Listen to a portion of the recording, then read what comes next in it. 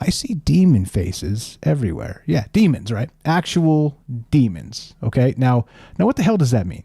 What exactly does that mean? Maybe some of you saw this article, maybe you read it, but there's a lot of things happening in terms of the zeitgeist, in terms of the quickening, as we say, in terms of the mass media and the fear cycles and all the rest of this.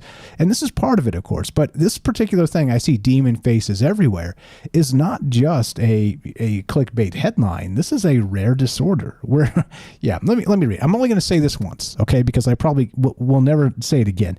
I'm probably going to butcher it the first time. But here we go. This is the thing. All right. Let's see. I'll read it straight from my write-up because it's probably a little bit better describing this. But we'll go back to that article in just a second. Now the bizarre part about this is real. People actually are out there that see demon faces, okay? Like legit actual demon faces on people, okay? So here you go, straight from the write-up. Link's going to be in the description if you want to read along or get ahead or whatever. Here you go. So in the realm of rare neurological disorders, here's where we say it's prosopometamorphosia. I can't even say it. PMO, we'll call it. Prosopometamorphosia. Yeah, something like that. Okay. Anyway, it's a long word that basically means this. PMO is what we're going to call it for short. It stands out due to its profound and often terrifying effects on perception. Okay. Imagine waking up one morning and seeing the familiar faces of your loved ones transformed into grotesque demonic visages. This is the daily reality for those suffering from this malady, PMO, a condition that distorts facial recognition, making faces appear nightmarish and unrecognizable. PMO is an extremely rare disorder, and this is breaking down the actual deets on this so that we understand how rare this is. But it's odd that it is sort of surfacing in the zeitgeist in the past 6 weeks or so, to the effect where now the Vatican is also rewriting, as we discussed last night. Anyway, so PMO is an extremely rare disorder with fewer than 100 documented cases since its identification in 1904. What about the before 1904? I gotta wonder. Anyway, so the condition affects the brain's ability to process and recognize faces, leading to visual distortions that can be profoundly disturbing. These distortions vary from person to person, but often involve features that appear stretched, discolored, or monstrously altered. The case of Victor Shara, a 59-year-old man from Tennessee, which is back to this Slate article, provides a vivid illustration of PMO's impact. Shara's journey with the condition began unexpectedly. He described waking up one morning to find his roommate's face warped into something akin to a horror movie creature, with elongated features and deep grooves. This perception persisted with other faces he encountered, turning everyday interactions into sources of fear and anxiety. Okay, now just think about that. Everything's fine, and then one day you wake up and everybody around you looks like demons. Okay? And of course, it made this one when I first read this. This was I didn't want to do this at the time when I first saw it for some other reasons I did mention, so I'm not going to mention it again. But the deal is that I saw this weeks back, and I was like, this is really strange. This is one of those ones that it's incredibly rare. Awesome. Let's hope this stays incredibly rare and doesn't turn into some sort of mind virus where we all wake up tomorrow and start seeing demons. But it's kind of a towing the line between not just, let's say, this bizarre scientific, what am I calling this? Like sort of the Rorschach test, except in real life. Okay. You guys remember the ink blot tests where, you're supposed to look at it as part of this psychological evaluation business. And they're like, what do you see? And you're not supposed to be like, Cthulhu destroying the universe, right? I mean, that's the those are the jokes, right? That kind of come out of those movies when they make fun of those ink blot tests. But I mean, it's supposedly a real science, and I mean, I don't know, right? Is it? I mean, isn't this sort of what we're doing when we're seeing demonic faces around us, sort of failing the ink blot test a little bit? Anyway, so back to this. Now, it is incredibly rare, and so imagine waking up and everybody around you is actually demon faces, having like an actual demon face. So interestingly, Shara's distortions only occur. Now, this is the weird part. This is where this made my tinfoil tingle even more when I started reading about this. Now, he's walking around the world and he's seeing these people with these just distorted faces now. And he just wakes up one day and this happens. And everywhere he goes, he's seeing demons, basically seeing, dimensional entities or something. Everybody leering at him like he's in some sort of horror movie, right? Well, here's the crazy part is that I'll read it straight from the thing. So interestingly, Shara's distortions only occur with in-person faces, okay? Not those seen in photographs or on screens. Okay, so his mind is able to differentiate between the two, okay? Meaning what exactly? Like, how come there's some effect of the actual human face with the shadows and the movement and all the rest that manifests as this demonic face malady, except when you look at this, you look at a photograph or you look at a screen, the black mirror, right? That whole bit into the scrying mirror of the modern time. Well, people look normal. And so this is how they were able to kind of piece this together. So one, it was very rare, and they were able to kind of give illustrations of what this looks like, as you can see on the screen here, if you guys are actually watching the stream. But you see how the faces are kind of stretched a little bit, big eyes, very funhouse mirror-esque, okay? Definitely creepy if everybody around you looks like this.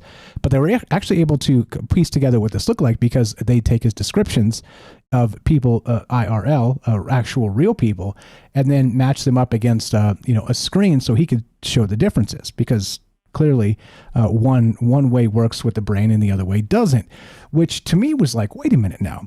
Does this make any sense at all?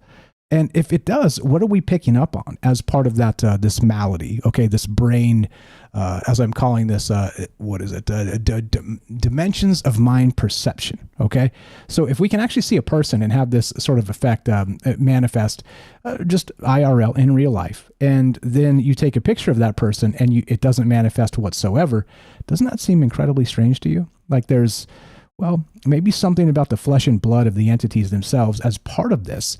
And I don't know, there's a lot of ways to consider it and a lot of wild ideas that come along with this, but it did get me thinking about all of that stuff because it's, I'm a little bit creeped out, to be perfectly honest with this. And what if this becomes prevalent? What if this is, again, one of those ideas that are, as we say, infectious, mass hysteria, sort of in the zeitgeist type of thing. Well, imagine if more and more people suddenly start seeing demons. I mean, how would you feel? I don't know. I'd be like, that's it. No more troubled minds. I'm done. It's got to me. It finally got to me, right? But of course, that wouldn't be the case. It would be some actual physical distortion of the mind that has manifested as a very rare brain disorder for at least back to 1904.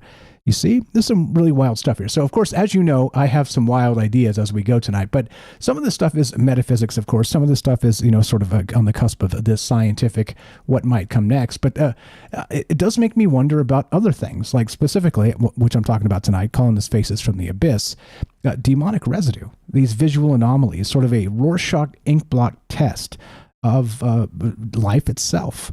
And our ability to have dimensions of perception as part of these discussions is, that's part of this. And this is, anyway, so that's where we start tonight. And basically, why do you think specifically, and go ahead and stretch your imagination, why do you think specifically that we have this malady that you're able to see demonic faces of people directly IRL in real life, but not actually see people, the demonic faces in photographs or see it in a screen? That seems just incredibly bizarre to me, almost as if there's something on a living human that is maybe casting off something that's being picked up on, with another sort of antenna. You know what I mean? Meaning, I'm describing this as, is it possible this is actually some sort of ability to pick things up from other places, like an antenna of sorts. Anyway, that's what's on my mind tonight. That's the first question or two as we start. But have you heard of this, of course? And then how weird does it get? Becomes, very troubled mindsy. So that's what's going on. This is the bizarre part. Like I said, this one at first was just a little bit terrifying. It was, of course, that, as I'm calling this, dimensions of perception within the human mind being struck with this malady where you're seeing demonic faces, okay? Which, again, is odd. It's creepy. It would be one of those things where you woke up and if you didn't think instantly you had lost your mind, well, then you're a better person than I, because I would, man, I tell you what, just imagine that first 20 minutes. That first 20 minutes of suddenly everybody's got these sort of twisted demonic faces everywhere around you. But then, maybe you pull up your computer or your phone and you look and you take a picture of your loved one and you look and it's not like that, but they are like that in real life. I mean, that's very terrifying. And how come there's a distinct difference between the two things with the visual adaptation of the mind here? So anyway, as I'm reading through this and looking at some of these things, it of course, it does come to mind what, as Daryl saying in the chat, pareidolia, right? This whole bit of us seeing things that may or may not be real. But I think this is really difficult because this is a real phenomenon, and it's one of those things that is incredibly rare. But what if it's not? What if this is people seeing demons is quite a bit less rare than we think? Just nobody wants to go to the doctor and admit it. Anybody out there seeing demons? And how about this? What if this is one of those things, the mass media, let's say, what would you call it? Sprinkling dust in the air to make us see this sort of stuff, to make this sort of thing become contagious, dare we say? Yeah, some sort of contagion. Look, I don't know. Wild stuff. If you read the article, it's long and it's a long and sordid tale, but yeah. So this is one of those things that creeped me out, and I would imagine this would change your life in a very, very ridiculous way. And so the question becomes, though, well, how would you know if you saw an actual demon, right? Assuming, again, let's say we're going out on a cliff now, of course, which is what we do. But let's say, for the sake of the conversation, the philosophical construct, as I always say, all the disclaimers apply. You need not believe in demons to have the conversation. Just for the moment, consider that demonic entities are real, or entities of any kind. And there you go. Non-human entities, which are in the news with non-human intelligence and all this other wild stuff, okay? But how would you know if you saw one instead of something like this, or if they manifested in, let's say, particular ways? I think this one idea comes to mind from, you guys ever seen that movie of, what is it, Al Pacino and Keanu Reeves, the Devil's, what's it called? Devil's Advocate, I think is what it's called. But Keanu Reeves is seeing these entities. I know his wife is. His wife is actually seeing these sort of demonic faces that are shifting. But of course, if you know the movie at all, they've moved into a big, prestigious law firm in New York City. And as part of it, the owner of the law firm is the devil himself. And of course, Keanu Reeves, not to spoil a very old movie, but is supposedly the son of the devil that's supposed to, bring about the Antichrist and the whole bit. It's one of those, fire and brimstone eschaton sort of movies, right? But his wife is actually seeing this stuff happen, okay? Seeing, because she's not part of the bloodline of this just unholy bit going on in the movie, and it's just a movie, so everybody relax. But it's interesting that this type of thing has been depicted in Hollywood in other ways, and like I said, goes back to 1904 as far as we're aware. But of course, it's gonna have to go back further than that for sure. So what the hell does this look like in like the Middle Ages? And I wonder if this is a little more prevalent than we know about, just because people don't want to talk about it. I don't know. Yeah, Charlie's their own, right? Yeah, good stuff. Yeah, so look, I don't know. Weird stuff with this, and there's a lot of ways to consider this, which is what we're going to do tonight. But the question becomes, yeah, I see demon people, right? Yeah, I see you guys in the chat. I'll come say hi at the bottom of the hour. So, okay, so that's the deal. That's where we're at, and that's really what's on my mind tonight as we start this. But keep this in the back of your mind, is that as this really sort of enters the zeitgeist and becomes a thing, okay, not just this idea which has been kind of making the rounds for about 6 or 8 weeks, as I said, this deep seeing demon faces, but also yesterday it was again announced that the Vatican's going to start. Well, let's change the guidelines for what it's like when you see an official, miracle style apparition. You see what I mean? There seems to be a confluence of events that make you go, well, what do you think is happening here? I don't know. And so it came to mind, this idea, and this demonic residue. Okay, meaning that specifically this. If you're looking at a person and you have this malady, okay, again, it's called, I'm not going to say it, PMO, but can I say it? No, I'm not going to butcher this again. It's right there. It's a super long word. If you guys can say it, call me and tell me how to say this. But there it is. That's yeah. It's a really long word. It's how science likes to be like, hey, we'll just make it 88 syllables. Yeah, it's one of those words. Anyway, so if you have this PMO, this actual rare neurological disorder, which can just kind of manifest randomly and just pop up, and now you got it, you start seeing these demons, okay? And then as part of it, Well, I was wondering how come you have the aspect of being able to see these people's faces directly, and you see this distortion, okay, the distortion of their faces. But then you look at pictures, and your mind is still able to make the difference. And it brought to mind to me some sort of I don't know, like maybe a biological effect of sorts, I don't know, like an electromagnetic effect, or as I'm calling it, demonic residue. Okay, something to that effect. And look, I don't know what that is, to be honest. There's a lot of things esoterically that kind of maybe make some sense there, but you see what I mean? Almost like amorphic resonance or something like Rupert Sheldrake. These types of ideas that maybe there's something happening where the reason they don't see it through the screen is it's because they're picking up on something else, some actual magnetic resonance or residue of sorts that, I don't know, maybe it is becoming a psi power and they're able to, I don't know, see through the veil or something. I don't really know, but it does seem strange, doesn't it? That I get it, shadows and light, movement of a human face, all the rest of that stuff. But then you would expect if it's a neurological disorder looking at a screen, you would still kind of have this distortion of human faces. So you get what I mean. There's a little bit of a weird difference there. And so what it made me think of when I first read about the fact that you could actually do this in a real life, but not through like a scrying mirror, as we call them, or a digital device, that there's something else happening with this that is not quite specifically as we expect or what we think it is. Again, we're calling it a rare neurological disorder, but don't you think that would transfer over to looking into the black mirror, the magic mirror on the wall, and able to see the same things? I don't know. The mind works in mysterious ways. And of course, as part of that, we can talk about, as I'm calling this tonight, no, that's it. What is it? Where is it? There it is. So the dimensions of mind perception. And this has been a philosophical thing for a very long time. And how much do we actually take in?